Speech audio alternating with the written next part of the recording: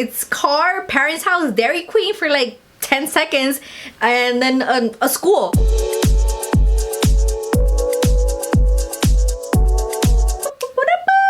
Welcome to my channel, The Book Champ. My name is Max, and today we're going to be reviewing the book I'm Thinking of Ending Things by Ian Reid, soon to be a major emotional a movie on Netflix. But before we begin, if you like book reviews, don't forget to subscribe, hit that notification bell. It'll always let you know when my videos are being uploaded. Let's get to it. Totally telling you right now, spoiler alert. I don't think I can really summarize this book without like giving some spoilers. So here we go. So this so this book revolves around two main characters. One is the girlfriend, which like never gets named. I was trying to think like, oh my gosh, I forgot her name, but like we never get one. So that was red flag number one. So we start the book in a car with Jake and his girlfriend, and the girlfriend is actually the one telling the story. Seeing it through her eyes, we know her thoughts and we see her observations. So for a big chunk of the book, guys, like they're just in the car and she keeps on repeating that she's thinking about ending things, and we're like, okay, well that's pretty awkward. Then why are you going to meet his parents?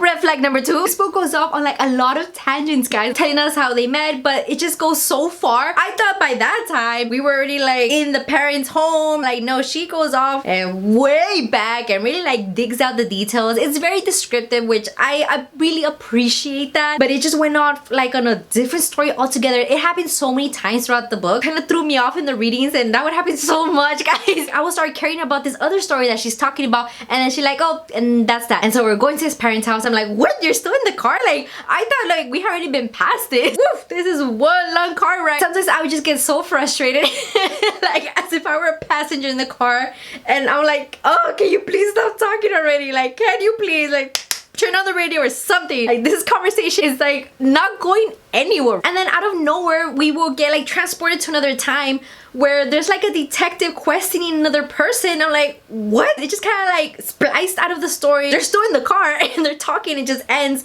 and the next page like, oh well, did you know about this guy, why he would have done this? I'm like, what are you talking about? The timing of the different narratives kind of confused me. I was like, what? Dude, like did I get a misprint? Like what happened? So they finally arrive to the parents' house, only to be like super awkward, guys. Like awkward. Like she finds like a really dark and creepy like place, and the boyfriend is like, hey, you know, just don't go there, there's nothing to see, just don't go there. But like any curious girlfriend, she goes down there and she finds like these weird ass paintings, like with a lady with like really long nails, and there's a fan there when nobody's supposed to be down there. And that was just freaky, guys. That was so freaky. I'm like, ah! Like a demon's gonna possess her or something, or somebody's gonna stab her in the back. I'm like, ah! But nothing happened. I was like, but she just felt so creeped out, and so did I when I was there in the house with them. I was like, okay, I want to leave now. So they go back in the car, they stop at a Dairy Queen, and one of the cashiers just says, I'm fearful for you, for your life. And I was like, what? Like, please tell me he's not like a freaking kidnapper, a serial killer, and like faked falling in love with her to like lure her into a place, because that's what this whole movie I thought was gonna be about. Well, first I thought it was a demon possessed because first I thought it was gonna be like a demon possessing her in like the creepy basement, and then nope, nothing happens. And then the Dairy Queen girl says she should be afraid for her own life, and I'm like, oh my gosh, it's one of these stories, because they do go into this very secluded, super creepy dirt road to find a school so they can throw out their trash. Who is gonna like veer off the safe highway and go into like a little back road where they can find a school to properly dispose of their trash? I was like, ah, run girl, run! Oh, here it comes, here it comes. Nope. Nothing came. It just gets a little creepy. Her boyfriend Jake gets out of the car and says that he saw a janitor looking at them, and so he goes to confront him in the school and leaves her there, taking the keys with him. The girl stays in the car for like what seems the longest time ever, talking and talking and talking. I'm like, girl, like what are you gonna do? Like, come on now, like you can't like spend the night talking to yourself. It was just one of those times where I was like, so what are we doing? Are we gonna sit here? Are we gonna, I mean, what's gonna happen? And she goes into the school to look for Jake, and then, oh guys, another tangent. She starts describing stuff and what she's seeing is like, girl, like focus. Like he's gonna pop out in like in a locker or around the corner, and you're there like reminiscing about memories. Ah! Like the stuff that people do when it's a scary movie, you're like, fast forward. It was a little like nerve-wracking, like very like slow burn. I was like, oh, here it comes. The hairy hand, here it comes. The book is very descriptive, guys. Once she likes something or it brings back a memory, she goes all the way down that rabbit hole. She wants us to be part of her world over there in the memories and then bring us back. And then it was...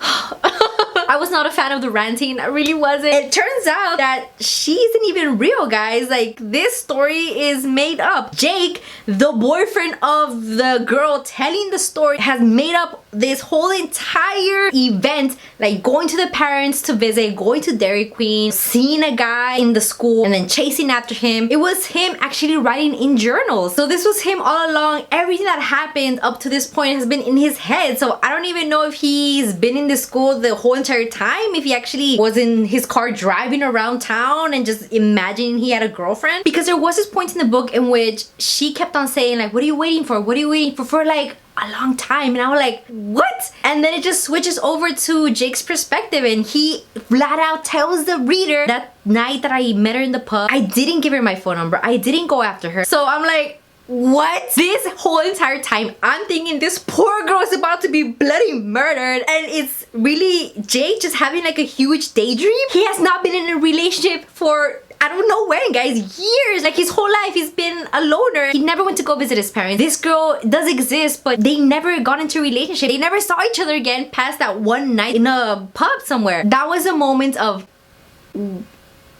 So this whole time, it's been a lie. So I don't know what triggered him to make this life up with this girl, and then all of a sudden, at the very end, he kills himself, leaving behind journals so the authorities can find. And even in the end, the detective is kind of like, here, if you want to understand what happened, read this, but I recommend you read it the end and then start at the beginning. Even he says it's kind of confusing. I don't know what's real. I don't know what he has made up as a story or like what's going on, and that's it. So even like the authorities don't really know what's going on even with his journals. And so the title makes more sense. Like, I'm thinking about ending things. It didn't really pertain to a relationship. It was pertaining to him thinking about ending his own life. And so the title took on like a totally different meaning for me once I realized it. But it wasn't like, ha, like, oh my gosh, I can't believe it. It was like, oh, okay. Like, how can you pretend to be your own dream girlfriend and then that girlfriend is having doubts about being with you? Like, what? Overall, I just felt like, oh, like the time I invested in this book wasn't like rewarding in the end. I don't like to give bad reviews, but this was a book where like, oh man, like could have been reading another book. I know, I'm so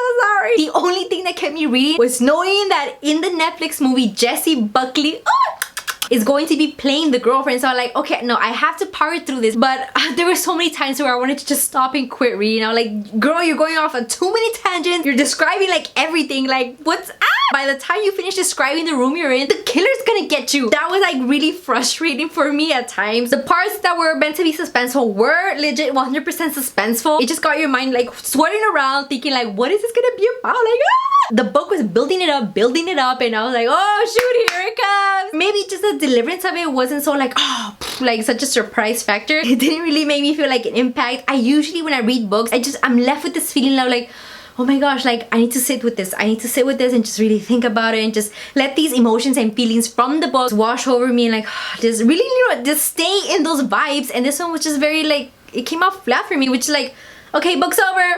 Bye-bye. But just thinking that it was Jessie Buckley narrating the story for me, I was like, I'm gonna stick it out for you, girl. Like, I am gonna do it. I am your biggest fan, so I'm gonna do it for you. I'm gonna do it for you. She wasn't even in the book in the first place. Like, oh, like no.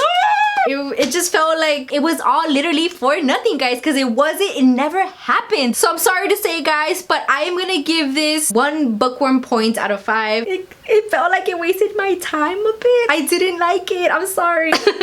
So thank you so much for watching, guys. And if you like book reviews, don't forget to subscribe. Hit that notification bell. It'll always let you know when my videos are being uploaded. And I'll see you guys next time. Bye.